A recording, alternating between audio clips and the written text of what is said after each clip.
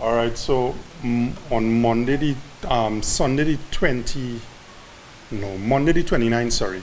Yeah. Monday the 29th, around, let me say, about minutes to 4, so we had a home invasion at my premises here at Seetahal Avenue, some Hill, Claxton Bay.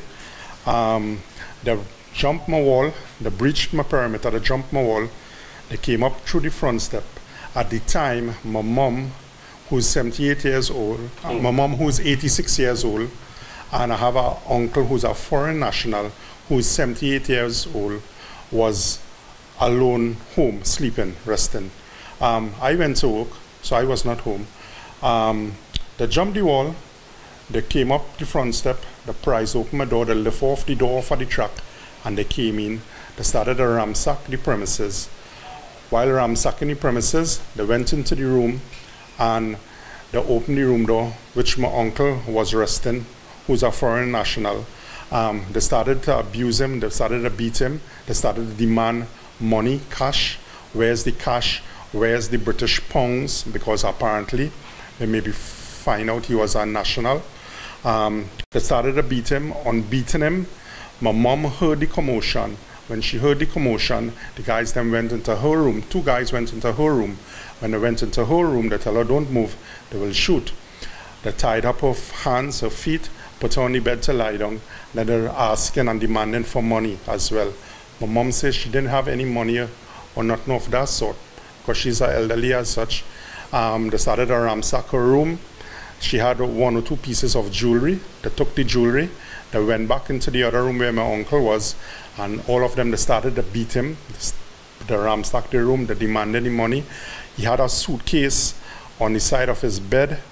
After all that, what he told me, basically, they tried to pry open the suitcase, and on prying the suitcase, he had some cash. And they got the cash. And they tied him up, they beat him, they take the cash, they take the suitcase, everything, and they left. They jump off, they left, and they left on foot, 4 of them.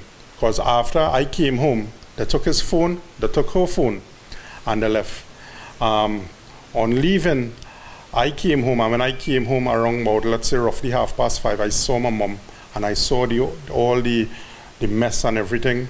I asked my uncle, basically, what was going on. When I see my uncle was in a corner, he was tied up, he was bleeding, all his face and eye, everything was swollen. He told me some guys came in and I was demanding and asking for the money and the British pound. And he told them he had no money. They threatened to beat him even further. Yeah, they beat him more. And then they went by my mom. I went by my mom, I talked to my mom. My mom told me the same thing. They came, 2 guys come into her room and they was demanding cash and money. She told them she didn't have any. They tied her up. So, and that was basically it. Then after I called the police came about 15 or 20 minutes after. They came. When they came, they took a little report. Then my brother took my uncle to seek medical attention, which he needed drastically. Then they told me that how they will be in touch further. My brother took my uncle and he went to sought medical attention. After carrying him to medical attention, he went to the police station to make a formal report. My uncle came home that day and his face and eyes was bloodshot and was swollen. After all the ordeal, he went to rest. When he went to rest the following morning, which was Tuesday morning, when I got up, I checked on my uncle and I was waking him, and he was kind of in and out of it. He was kind of semi-conscious in a kind of way. But I was of the opinion, basically, it's the meds that he took from the doctor had him nauseous and that kind of way. So I left and I went to work. I checked on my mom, everything, I went to work. During the course of the day, my brother came and he checked up on them. He said that how my uncle was in the same state. He was kind of unconscious on the bed. He didn't get up from the bed. He wasn't talking as such. He could not move from the bed. He never got up whole day. When I came from work, my brother told me my uncle was in the same position on the bed, everything. He could not move. He was in and out. He wasn't talking. My brother called the ambulance. The ambulance came and we took him to a hospital to seek medical attention. On going to the hospital, They enroll him into the ICU in the medical institution. What they revealed, they said that he had some internal bleeding in the brain, you understand? Hence the reason why his condition was the way it was, and that was Tuesday evening. He spent Tuesday night, he spent Wednesday, he spent Thursday, he spent Friday. He came home Friday. They took him off of ICU on Thursday. They kept him Friday for a small little observation, which was kind of responding all right, but he was badly beaten. He was weak. And the doctors them say, well, you know, he'll need assistance to move around, and he didn't fully gain back all his marbles, more or less to say. So we brought him home. And when we brought him on Friday, basically Friday night we brought him home. We had the caretaker to look after him and everything Friday night. Saturday morning, I got up, I spoke to the caretaker. She told me he rested comfortably, everything.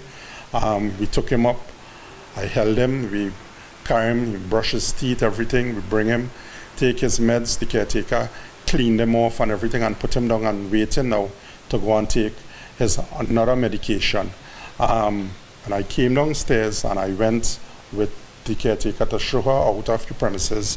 Basically, when I went up back upstairs, maybe it was 3 minutes after, my mom was in the living room having breakfast, and I left my uncle sitting on a chair close to her. When I went up, I didn't see my uncle. I asked my mom, where is him? She told me he get up by himself and he kind of hold the wall and he went to the washroom, he went to the toilet. I say, okay, no problem. I went to the bathroom, I called out to him. I asked if everything was okay. He said, yeah, everything is okay. I said, okay, you take your time. I'm right here when you're ready. He said, okay. I give him a 2-3 minutes again. I went, I called out to him. He tell me, yeah, he's all right. Give him a little 2-3 minutes again. I said, all right. And I came back and I talking to my mom. While I was talking to my mom, apparently when he come off the toilet and put on his clothes, I don't know if he got a blackout or what, and he fell. And when he fell, he hit his head. And when he hit his head, basically, he went back into the same condition prior to going back into the hospital. I tried to assist him on my own, but it was pretty heavy, it was dead weight. I told my mom, bring a pillow. I put a pillow over him and I hold him, because on the last occasion, he was getting some seizures because of the incident. I turned him on his side and everything. And I called my brother. My brother came about 3 minutes or 4 minutes after, and we lifted him and we put him on the bed. He lied down on the bed, and he wasn't feeling good. Then we called out to the ambulance. We tried to get an ambulance. Finally, we got an ambulance. When the ambulance came, he was kind of in and out, kind of unresponsive. They tried to do CPR. They put him on the ambulance and we then take him to another institution. While going on to the institution, there was performing CPR and everything. On arrival at the institution, the hospital personnel them took charge and took responsibility, and they tried. And a couple of minutes after they came and they tell me that how he didn't make it. He passed away. And all this really stemmed from the initial break-in which took place on the Sunday before. The Sunday before, he passed away, which was on the Monday morning, which was the 19th, was the home invasion. And then he passed away, which was the Saturday, the 4th. He passed away at the hospital. He was pronounced dead, basically, you know, so, and that is it in a nutshell. My mom tell me they came in, and they came in, basically, there was masked up, they hide the face and everything, but what she told me, but not really she told me, my uncle told me, was basically young guys, slim, young guys, you understand, maybe the age of, let me say, about 17, around 23, around 24, you understand? And they hide the face and everything, so she could not identify. My uncle could not identify them as well. And that was it, basically. They left on foot, and they went up the hill. I got a piece of CCTV footage when they was leaving and coming. So but it's only to that point now, all right? But these people terrorize him. Yeah. This is not the first. They made multiple attempts. The hardware. There's a lot of house break-ins within the Claxton Bay environment and community. And if you ask the right questions, you will any answer. And everyone, everybody will point in what area. Everyone in the village and in the community and outer community know exactly what is going on and have an idea basically. Oh, and she's kind of traumatized. She's right now. traumatized. Very particular on basically what we reveal and Yeah. what we disclose. He was carded to go, let's say a month and 2 months again. He was carded to go. He was here a little while with us, you understand, and he was carded to go. He enjoying the little weather, go outside cold, you understand. He come with a little piece of little money, unknowing to we had it. We didn't know basically, but he had it for maybe his comfort, you understand. And he never really do no sort of venturing outside and everything because he came to spend time with my mom, which he was doing. And my mom and he would have born a little relationship in that little time. And then he passed away in our care. You understand? So it's kind of unfortunate. But as I tell you, if you go around and you ask the neighbors pertaining to the situation and everything, you understand. yeah.